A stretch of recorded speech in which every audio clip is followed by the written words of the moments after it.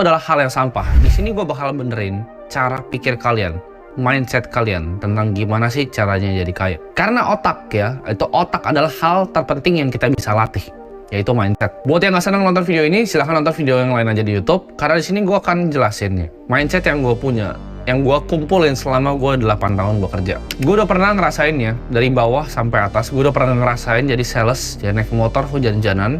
Gue udah pernah ngerasain nelfon itu listing properti cuman buat dikata-katain sama orang dan nggak diladenin. Gue udah pernah juga ya jadi macam-macam wedding organizer, pernah jualan barang, gue pernah jualan sedotan toko ke toko. Semua hal banyak yang udah gue lakuin. Bahkan orang tua gue sendiri itu gue yang biayain sekarang di umur 23 tahun. Jadi buat kalian yang bilang, oh lu anak dari orang kaya, gue kuliah bayar sendiri, semesteran gue bayar sendiri. Walaupun waktu itu berat banget, akhirnya gue drop out. Gue bukan anak dari orang kaya. Kalau kalian pasti punya mindset kayak gitu, ya udahlah, kalian udah pasti jadi orang miskin dan hidupnya pasti miskin-miskin terus. Karena yang kalian lakukan adalah kalian coba cari penjelasan kenapa dia bisa berbeda dibanding gue. Bukannya punya mindset gini, kenapa nggak gue bisa itu jadi kayak dia? Lu malah mikir, dia terang aja begini, terang aja dia orang tuanya begini, lu bakal miskin terus. Lu ngurusin faktor eksternal yang lu nggak bisa kontrol. Faktor internal yang bisa kontrol ada otak lu, diri lu, cara lu pikir. Kita selalu diajarin bahwa serakah itu bukan hal yang baik. Tapi di sini gue akan kasih tahu kalian, jadi orang yang biasa-biasa aja. Jadi orang yang average itu adalah hal paling egois yang suatu manusia bisa lakuin. Dengan kita create value, dengan kita jadi pengusaha, dengan kita punya banyak karyawan, itu justru kita create lebih banyak value dibanding orang-orang biasa. Kenapa? Karena kita bisa buka lapangan pekerjaan. Kita bisa kasih makan orang banyak. Dengan misalnya lu punya perusahaan nih 30 karyawan. Apakah itu 30 yang lu kasih uang? Enggak. Karena mereka biasanya punya keluarga. Jadi lu bisa membantu lebih banyak orang lagi. Ini mindset pertama yang gue mau tanamin ke kalian ya. Ini yang pengen gue kasih tahu adalah satu, nobody gives a fuck about you. Gak ada yang peduli sama lu kecuali diri lu sendiri. Gak ada orang di dunia ini yang pengen ngeliat kalian sukses. Gak ada yang seneng melihat kalian sukses itu kecuali diri kalian sendiri. Karena gue juga pernah ngerasain dan gue rasa kalian pernah ngerasain. Di saat kalian punya suatu ide nih, ya, kalian excited pengen kasih tahu orang. Kalian punya ide akan, visi gue tuh seperti ini, hidup gue mau gue tata seperti ini. Kalian bahkan diketawain dan dicemooh, bahkan sama keluarga kalian sendiri atau orang yang kalian kira itu bakal support kalian. Mindsetnya adalah your own. Kalian harus pikir bahwa kalian itu sendirian. Jangan pernah bergantung sama orang lain. Jangan pernah bergantung sama keluarga, jangan pernah bergantung sama teman. Lo itu sendiri. Dan kalau tahu lo sendiri, satu-satunya hal yang lo bisa kontrol itu adalah otak lo. Kalian nggak bisa milih kok mau lahir di keluarga miskin atau kaya. Kalian nggak bisa milih kok lahir di kebetulan keluarga yang banyak hutang. Kalian juga nggak bisa pilih ibaratnya mau besok itu hujan atau enggak. Tapi yang bisa kita lakukan adalah kita upgrade otak kita asah skill kita upgrade kemampuan internal kita. Fokus di yang internal ya, di mindset, di otak yang kita bisa ubah. Sesayang-sayangnya ya orang tua kalian sama kalian, itu mereka nggak akan bangunin kalian setiap hari di pagi hari, angkat pantat kalian, seret kalian untuk kerja ya, seret kalian untuk nggak main TikTok, nggak main game nggak berguna, dan untuk kerja. Mereka nggak akan lakukan hal itu. Mereka juga nggak akan kasih kalian Ferrari ataupun McLaren. Cuman diri kalian sendiri yang bisa ngasih kalian itu, yang bisa angkat pantat kalian untuk kerja. Orang tua kalian nggak akan paksa kalian untuk ngelakuin hal yang kalian tahu sebenarnya harus kalian lakuin, tapi kalian nggak lakuin. Cuma diri kalian yang bisa mengubah diri kalian sendiri. Jadi orang yang haus ilmu, haus belajar, haus akan pengetahuan, merasa selalu dirinya bodoh, ya, nggak merasa arogan lebih pintar dari orang lain.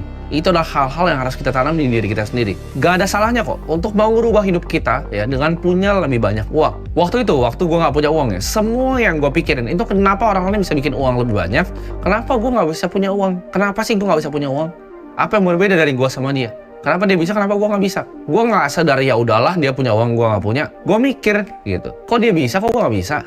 Orang kita sama manusia kok. Gue yakin dia juga makan nasi, gue juga makan nasi. Otak dia nggak lebih pintar dari otak gue. Itu yang gue pikirin. Ini ceritanya ya, kenapa gue waktu itu punya mindset kayak gini. Karena waktu itu gue jadi wedding organizer. Karena gue kerja berbagai macam. Gue punya bisnis, gue jadi WO pas weekend. Gue jadi agen properti pas weekdays. Semuanya pernah gue kerjain waktu gue masih susah naik motor tuh jalan-jalan. Gue jadi wedding organizer, gue jadi ngecekerin ini, tamu yang masuk. 1, 2, 3, ya, 1. Terus gue kadang, salah nih kayaknya. Gue tanya orang hotel ya bahkan. Berapa punya lu? Dia punya lebih banyak 20, gue tambahin 1, 2, 3, 4, 5, 6, 7, 8, 20. Terus gue liat di depan, ya kan, ada orang naik mobil bagus, bawa cewek kan, tamu undangan. Mobilnya sport, ceweknya cantik. Terus gue pikir, kok bisa ya dia kayak ini? Sedangkan gue ngecekerin dia masuk gitu. Terus gue siap-siapin ini souvenir untuk orang-orang. Souvenir dari corong, gue yang kena dimarahin gitu, gue catat satu. Terus gue mikir, kok bisa ya orang naik mobil sport, ceweknya cantik, masuk ke dalam jalan kayak gitu. Apa sih yang beda dia sama gue? Orang kita sama manusia, Kenapa gue naik motor butut gitu? Kenapa dia naik mobil sport? Itu yang ada di otak gue, dan gak ada salahnya untuk kalian punya pemikiran kayak gitu. Untuk orang lain bakal kayak, oh sombong banget dia naik mobil sport. Oh dia, itu mah anak orang kaya. Itu kan pikirannya selalu kayak gitu. Kalau gue ngomong ke teman-teman gue hal kayak gini, dia juga bakal ngomong, mobil doang, pentingnya apa? Itu bukan, poinnya tuh bukan mobilnya. Kalian ngerti gak sih? Poinnya tuh bukan mobil sport ya. Buat orang yang gak suka mobil pun, poinnya bukan mobilnya. Tapi kok bisa ya? Berarti dunia ini gak adil dong. Dia punya, ibarat kalau di main GTA tuh dia punya cheat code-nya. Kok dia punya cheat code-nya di hidup, gue nggak punya. Kok gue susah hidupnya, kok dia enggak? Itu yang mindset yang kalian harus punya. Jangan jadi orang kayak, terang aja di orang tua yang kayak, oh dia mah bisnisnya haram, ntar apalah. Kerjanya cuma nyinyir, ya padahal kalau lu pada masih miskin gitu. Jangan jadi orang kayak gitu. Sejak gue lihat itu orang, tiap hari itu gue terobsesi dengan gimana caranya gue cari uang. Gue Google, gue nggak bisa tidur. Gue kasih tahu lo, setiap malam di otak gue itu gue cari how to make money online, how to make money, how to make money, how to make money, how to invest money, how to multiply money, ya. Gue cari Forbes Billionaire List. Itu paling banyak dari industri mana? Dulu financial investment nomor 1, kedua itu teknologi, media, and telecommunication, ketiga itu real estate, keempat itu apa? Manufacturing atau apa? Gue cari ya orang-orangnya, gue pelajarin satu persatu. Apa sih yang dilakuin sama Mark Zuckerberg? Apa sih yang dilakuin sama Bill Gates ya? Bill Gates itu kaya dari mana? Oh dia punya saham Microsoft waktu itu, beberapa dia lepas, dia bikin namanya Cascade Investment, yaitu sebuah fund. Itu gue pelajarin semuanya satu-satu ya sampai sekarang. Gue nggak bisa tidur karena gue pikir mana uang gue, kenapa semua orang punya uang, kenapa gue nggak punya uang. Tapi ini diajarin sama orang tua kita ya, jangan jadi budak uang ya, tabu. Tapi lu semua budak sebetulnya ya kan, kalau nggak punya uang jadi budak kalau. Jadi ini bukan kita jadi budak uang, justru kita mau punya banyak uang supaya kita bisa berbagi ke lebih banyak orang lagi. Fungsinya bukan buat diri kita sendiri. Ini adalah buku dari Andrew Carnegie, salah satu orang paling kaya yang pernah hidup. Dia tulis buku judulnya The Gospel of Wealth. Fungsinya kumpul uang adalah untuk bagiin semuanya. Itu adalah tujuannya kita jadi orang yang bermanfaat di dunia ini. Lu coba bayangin gak sih, lu punya uang itu kagak? Gue aja nggak bisa tidur, gue aja googling terus, gue aja cari barang terus. Ya lu lakuin apa? Scrolling ya kan? Mungkin lu termotivasi nonton video ini, besok ntar balik lagi gitu. Main game nggak berguna, jalan-jalan nggak berguna, ngopi-ngopi nggak berguna. Lu bayangin, lu boleh lah, lakuin itu boleh lah. Tapi nanti kalau udah punya duit gitu, lu belum punya duit, ya belum bisa angkat derajat orang tua lu, hidup lu udah nggak ada gunanya gitu main game doang. Bilang, oh tapi kan pro player gajinya segini. Pro player berapa dari berapa sih? Emang lu pro player bukan kan? Gitu. Gak ada salahnya untuk mikir itu, gue pasti bisa. Dari gue masih ngecek renda, gue udah bilang ke diri gue pasti suatu saat akan di hotel ini naik mobil ini. Mungkin kalau gue ngomong itu ke teman gue atau ke orang tua gue, waktu itu gue diketawain, dikira orang gila kali ya ini orang. Gue udah bilang dari dulu gue pasti jadi miliarder ya, dari SMP gue udah bilang gue pasti jadi miliarder. Gimana pun caranya sampai mati gue akan jadi miliarder di usia muda. Itu mindset yang gue tanam. Gue yakin gue pasti bisa. Gue ada bukunya ya, hal yang gue mau beli semua udah gue coretin satu-satu. Udah bisa semuanya yang gue beli di buku itu. Di buku itu gue targetinnya terlalu panjang, 2030, karena waktu itu buat gue itu nggak mungkin gitu.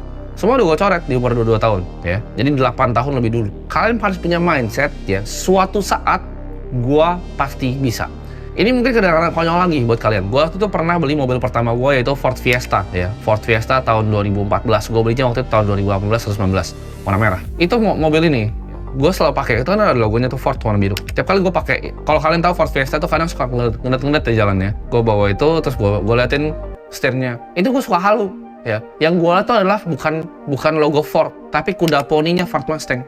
Gue selalu pikir bahwa Ford Fiesta aja adalah Ford Mustang. Sampai akhirnya gue juga punya beneran Ford Mustang. Ya, apakah itu hal yang gila? Ya gila gitu, halu. Cuman gue selalu percaya bahwa gue bisa. Kadang kalau misalnya di rumah gue kasih tau ya, rumah gue itu kamar tidur gue itu lebih kecil dibanding kamar mandi tamu apartemen gue sekarang. Itu ada jendela kecil, dari gue suka lihat jendelanya. Itu keluarnya tuh nggak jelas, itu kayak belakang gitu. Tapi gue selalu lihat di jendela itu tiap malam. Gue bayangin itu adalah apartemen dengan view city lights aja kan. Walaupun gue kecil kamarnya, tapi itu yang gue selalu mimpin. Setiap malam gue tiduran gitu, gue lihat ke atas. Apakah gue mau jadi orang biasa-biasa aja?